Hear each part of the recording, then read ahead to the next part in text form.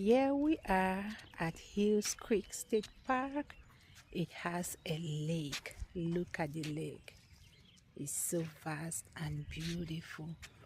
And then they also have like canoes that you can rent and you can go fishing. They sell fishing bait up at the concession stand.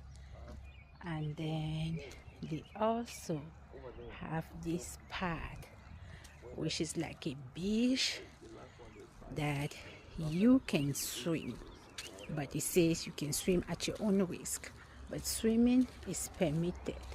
But beyond where you have that, you cannot swim beyond that, or you have the line. Overall, it's beautiful. I love it here. It's beautiful. It's beautiful. The view is perfect, lovely. And when I see things like this, I just appreciate God's creation the more. Subscribe for more content like this.